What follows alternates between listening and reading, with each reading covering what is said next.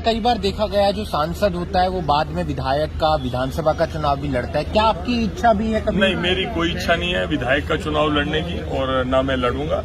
और मैं पहले चुनाव लड़ चुका हूँ। पार्टी ने मेरे को इस भूमिका के अंदर रखा है, मैं वो करूंगा। आगे मुझे संगठन की भूमिका में रखें, किसी भूमिका में रखें, दरी बिछाने की भूमिका में रखें, मैं 30-35 वर्षों से सभी लोग जानते हैं उसी भाव से रहता हूँ, उसी भाव से ही रहूंगा। मेरे लिए प्रायोरिटी मेरा कंट्री है और उसके बाद मेरी ऑर्गेनाइजेशन है। मेरा तो कुछ मामला नहीं है खुद का। उचाना को लेकर बहुत लड़ाई मच रही है सर, ऐसा क्यों? वो कह रहे हैं कि हम चुनाव लड़ेंगे, वीरेंद्र सिंह की फैमिली कहती है हम चुनाव लड़ेंगे। दोनों आमने सामने चुनाव लड़ते रहे हैं, कोई जीतते रहे हैं, हारते रहे हैं, हमेशा लड़े और उनका राइट है। दोनों अपनी बात कह रहे हैं, दोनों अपनी जगह पे सही हैं।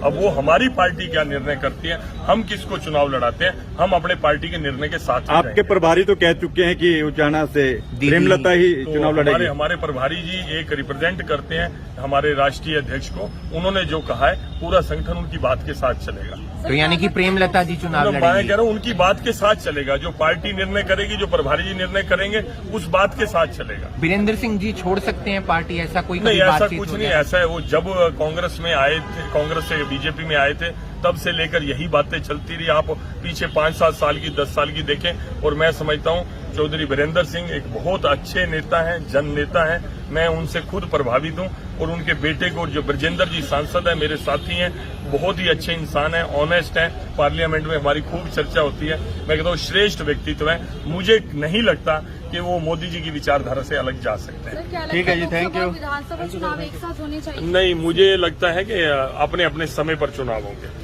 शुक्रिया। बीजेपी 10 सीटों पर लड़ना चाहती है लोकसभा? नहीं, लड़ना चाहती है, ये भारतीय जनता पार्टी की इच्छा है, क्योंकि वो पहले से ही 10 सीटों पे उनके सांसद हैं। तो कोई भी सांसद वो अपना छोड़ना नहीं चाहती, वो 10 लड़ना चाहती है। ये अपनी बात रखी है। और जहां तक गठबंधन की बात है, मेरा मन कहता है कि गठबंधन जारी रहेगा। तो इसका मतलब सीटें कम आएंगी अगर गठबंधन की जरूरत पड़ेगी तो? नहीं, मुझे नहीं लगता। मैं समझता हूं कि गठबंधन तो हम कर चुके हैं।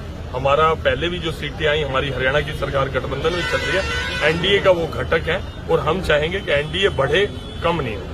सर, मेरी राय पूछ रहे हैं, मैं अपनी राय दे। रणदीप सिंह सुरजेवाला का एक बयान आया है कि बीजेपी के कुछ ऐसे नेता हैं जो सीएम को, मनोहर लाल जी को सीएम देखना नहीं चाहते हैं। तो ये रणदीप सुरजेवाला जी को बताने गए हैं? अब उनका बयान आया अच्छा, मतलब हमारे जो है जो उनको नहीं चाहते, तो वो रणदीप सुरजेवाला जी के पास जाते हैं बताने के लिए। तो आप सोच सकते हैं कौन जाता होगा। सर, आम आदमी पार्टी ओपन करें ना।